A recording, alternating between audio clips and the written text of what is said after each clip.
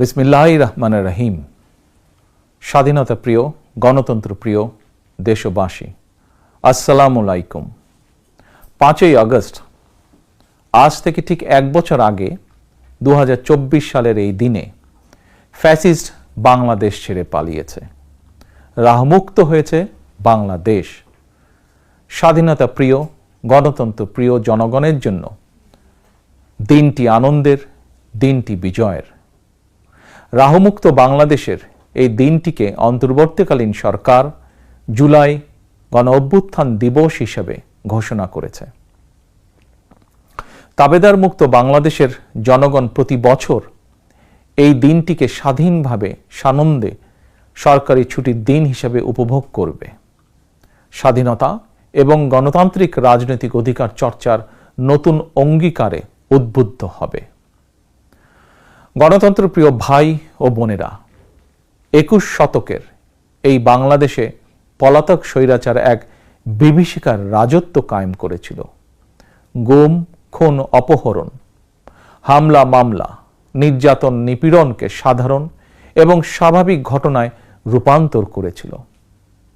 এই ফ্যাসিবাদের বিরুদ্ধে 1.5 দশকেরও বেশি সময় ধরে চলা আন্দোলনের সময় বিএনপি সহ ভিন্ন দল এবং মতের গণতন্ত্রের পক্ষের শক্তির লাখো কোটি নেতাকর্মীর জন্য দেশকে নরকে পরিণত করে রাখা হয়েছিল।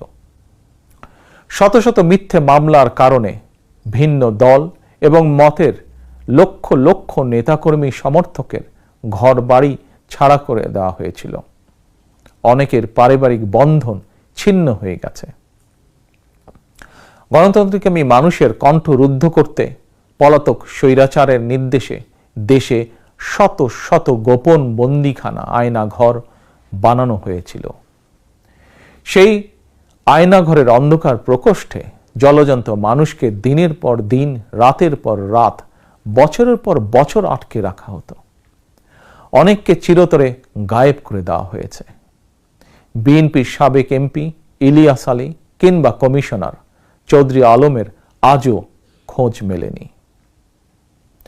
বিচার বিভাগ, নির্বাচন কমিশন সহ দেশের সকল সাংবিধানিক বিধিবদ্ধ প্রতিষ্ঠানকে অকার্যকর করে দেওয়া হয়েছিল। সংবিধান উপেক্ষা করে মানুষের ভোটের অধিকার কেড়ে নিয়ে নির্বাচনী ব্যবস্থাকে প্রহসনে পরিণত করা হয়েছিল। দেশকে চিরতরে তাবেদার রাষ্ট্রে পরিণত করতে দেশের শিক্ষা ব্যবস্থাকে বিনষ্ট করার সকল আনুষ্ঠানিকতা প্রায় চূড়ান্ত হয়ে গিয়েছিল। বই খাতা কলমের পরিবর্তে রাজনীতির নামে শিক্ষার্থীদের হাতে তুলে দেওয়া হয়েছিল লগি, বৈঠা, হাতুড়ি বা চাপাতি। বিপর্যস্ত করে দেওয়া হয়েছিল দেশের অর্থনীতি। ব্যাংকগুলোকে দেউলিয়া করে ফেলা হয়েছিল। দেশ থেকে 28 লক্ষ কোটি টাকা পাচার করে বিদেশে পাঠিয়ে দেওয়া হয়েছিল। অন্যায়, অনিয়ম, অনাচার, দুরাচার, লুটপাট দৈনন্দিন চিত্র হয়ে উঠেছিল। দেশে প্রতিষ্ঠিত করা হয়েছিল ব্যক্তিতন্ত্র। তবে শেষ রক্ষা হয়নি দেশের সকল শ্রেণী পেশার মানুষ, ছাত্র জনতা, কৃষক, শ্রমিক, রিক্সা চালক, মুঠে মজুর, গার্মেন্টস কর্মী, হোটেল রেস্তোরাঁ কর্মী, পরিবহন শ্রমিক, সাংবাদিক, বুদ্ধিজীবী, সংস্কৃতি কর্মী, গৃহবধূ, নারী, শিশু, এমনকি আমাদের মায়েরা সকলেই ঐক্যবদ্ধ হয়ে জুলাই আগস্টের গণ অভ্যুত্থানে রাজপথে নেমে এসেছিলেন। গণ অভ্যুত্থান দমনে হেলিকপ্টার থেকে গুলি করেও মানুষ হত্যা করা হয়েছিল, এমনকি কোলের শিশুটি পর্যন্ত রক্ষা পায়নি। শহীদ আবু সাইদ, ওয়াসিম, মুগ্ধ, আমাদের এইসব সাহসী সন্তানদের বুকে গুলি করে হত্যা করা হয়েছে। শুধুমাত্র 2024 সালের জুলাই আগস্টের গণ অভ্যুত্থানে 1,500-এরও বেশি মানুষ শহীদ হয়েছেন। ছাত্র জনতা, কৃষক, শ্রমিক, নারী, শিশু, বৃদ্ধ, সাংবাদিক, শ্রমজীবী, পেশাজীবী, ফ্যাসিস্টের গুলির নিশানা থেকে কাউকেই রেহাই দেওয়া হয়নি। এই অভ্যুত্থানে আহত হয়েছেন কমপক্ষে 30,000 মানুষ। হাত পা, শরীরের অঙ্গ প্রত্যঙ্গ হারিয়ে আমাদের শত শত সন্তান, শত শত ভাই ও বোনেরা চিরতরে পঙ্গু হয়ে গিয়েছেন, কিংবা চোখ হারিয়ে আজীবনের মতন অন্ধ হয়ে গিয়েছেন বহু মানুষ। এজন্যই আমি বলি, 1971 সাল ছিল স্বাধীনতা অর্জনের যুদ্ধ, আর 2024 সাল ছিল স্বাধীনতা রক্ষার যুদ্ধ। 1971 সালে শহীদ মুক্তিযোদ্ধাদেরকে বাংলাদেশ ভোলেনি। 24-এর গণ অভ্যুত্থানে শহীদদেরকেও বাংলাদেশ ভুলবে না। 71 সাল থেকে আজ পর্যন্ত দেশ এবং জনগণের স্বাধীনতা অর্জন, স্বাধীনতা রক্ষা, স্বৈরাচার এবং ফ্যাসিবাদ বিরোধী আন্দোলন, গণতন্ত্র পুনঃপ্রতিষ্ঠার আন্দোলন, এভাবেই ইতিহাসের প্রতিটি বাঁকে বাঁকে লাখো মানুষ হয়েছেন শহীদ। আজকের এই দিনে আমি আবারও সকল শহীদদের অবদানকে শ্রদ্ধাভরে স্মরণ করছি। আহতদের দ্রুত আরোগ্য লাভের জন্য আল্লাহর দরবারে প্রার্থনা করছি। প্রিয় দেশবাসী, দেশ এবং জনগণের স্বাধীনতা এবং অধিকার প্রতিষ্ঠার জন্য নিজের জীবন বিলিয়ে দিয়ে শহীদগণ আমাদেরকে ঋণী করে গেছেন। এবার শহীদদের প্রতি আমাদের ঋণ পরিশোধের পালা।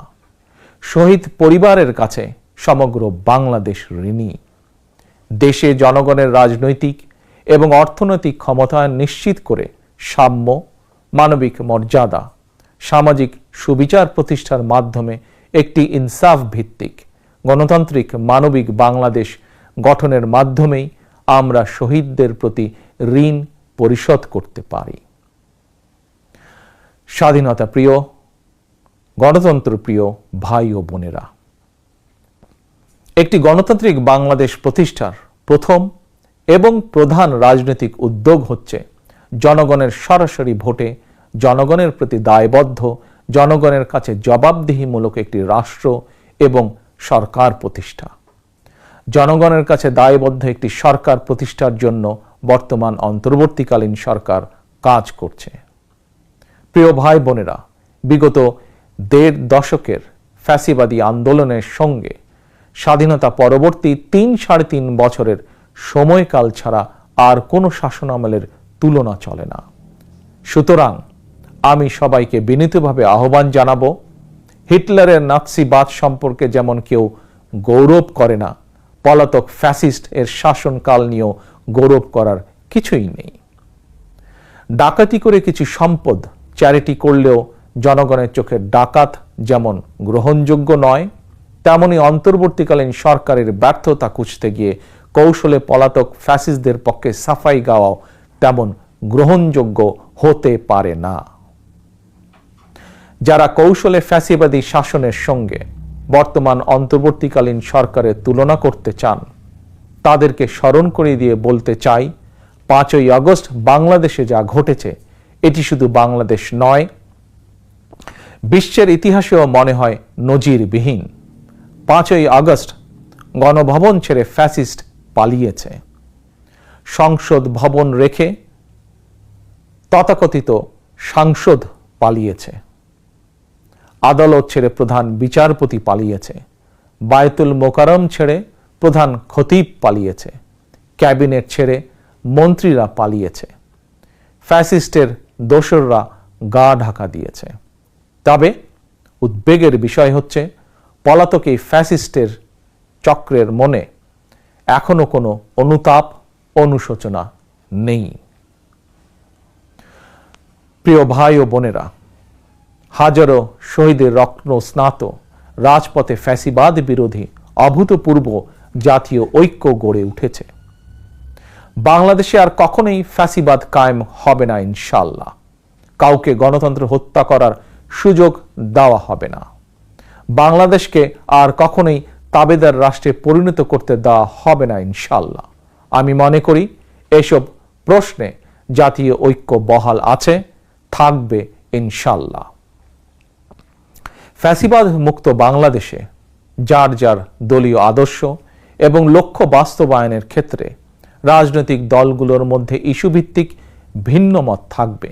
এটি বিরোধ নয়, বরং ভিন্ন মত। এটি গণতন্ত্রের সৌন্দর্য। তবে ভিন্ন মত কিংবা বিরোধের মাত্রা যেন ফ্যাসিবাদ, উগ্রবাদ চরমপন্থার উত্থান কিংবা পুনর্বাসনের কারণ না হয়ে দাঁড়ায়, সে ব্যাপারে প্রতিটি রাজনৈতিক দল এবং গণতান্ত্রিকামী জনগণের প্রতি সতর্ক থাকার জন্য বিনীত আহ্বান জানাই। আমি মনে করি প্রতিটি রাজনৈতিক দল যার যার দলীয় কর্মসূচি কিংবা এজেন্ডা নিয়ে জনগণের আদালতে যাবেন। জনগণ কোনটি গ্রহণ করবেন কিংবা কোনটি বর্জন করবেন এটি সম্পূর্ণ জনগণের এখতিয়ার। এভাবেই প্রতিদিনের রাজনৈতিক চর্চার মধ্য দিয়ে রাষ্ট্র জনগণকে শক্তিশালী করে তুলতে হবে। প্রিয় ভাই ও বোনেরা, স্থানীয় সরকার থেকে আরম্ভ করে জাতীয় সংসদ পর্যন্ত প্রতিটি স্তরে জনগণ যখন সরাসরি নিজের পছন্দের প্রার্থীকে নিজের ভোট প্রয়োগ করে প্রতিনিধি নির্বাচন না করবে, সরকার গঠন কিংবা সরকার পরিবর্তনের ক্ষমতা অর্জন করতে না পারবে, ততদিন পর্যন্ত রাষ্ট্র এবং সরকারে জনগণের ক্ষমতা প্রতিষ্ঠিত হবে না। তাই আসুন রাষ্ট্র, সরকার, শাসন, প্রশাসন পরিচালনায় আর প্রতিদিনের কার্যক্রমে জনগণের গণতান্ত্রিক রাজনৈতিক অধিকার চর্চা প্রয়োগের সুযোগ সৃষ্টির মাধ্যমে আমরা জনগণকে রাজনৈতিকভাবে শক্তিশালী করে গড়ে তুলি। জনগণকে শক্তিশালী করে তুলতে না পারলে শেষ পর্যন্ত কোনো কিছুই শক্তিশালী এবং টেকসই হবে না। প্রিয় দেশবাসী, 2024 সালের 5ই আগস্ট বাংলাদেশের ইতিহাসের ঘৃণ্যতম ফ্যাসিস্ট পালিয়ে যাওয়ার পরপরই বীর জনতার উদ্দেশ্যে দেওয়া এক অভিনন্দন বার্তায় আমি বলেছিলাম, বিজয়ের কাছে পরাজিতরা নিরাপদ থাকলে বিজয়ের আনন্দ মহিমান্বিত হয়। সেটি পুনরায় স্মরণ করিয়ে দিয়ে দেশের গণতান্ত্রিকামী জনগণের প্রতি আমার আহ্বান, কেউ আইন নিজের হাতে তুলে নেবেন না, মব ভায়োলেন্সকে উৎসাহিত করবেন না, নারীর প্রতি সহিংস আচরণ করবেন না, অন্যের স্বাধীনতার প্রতি শ্রদ্ধাশীল থাকুন। একজন মায়ের চোখে বাংলাদেশ যেমন, আমরা তেমন একটি বাংলাদেশ গড়তে চাই যেখানে দল, মত, ধর্ম, বর্ণ নির্বিশেষে বিশ্বাসী, অবিশ্বাসী, সংশয়বাদী প্রতিটি সন্তান, প্রতিটি মানুষ নিরাপদে থাকবে। আজ এবং আগামীর প্রতিটি 5ই আগস্ট হয়ে উঠুক গণতন্ত্র, সুশাসন প্রতিষ্ঠা আর মানবিক মানুষ হয়ে ওঠার অঙ্গীকারের দিন। এই সুমহান অঙ্গীকার বাস্তবায়নের দীর্ঘ যাত্রায় আমি এবং আমার দল বিএনপি দেশের সকল গণতান্ত্রিকামী জনগণের সমর্থন এবং সহযোগিতা আশা করছি। আল্লাহ হাফেজ। বাংলাদেশ জিন্দাবাদ। বাংলাদেশ জাতীয়তাবাদী দল জিন্দাবাদ।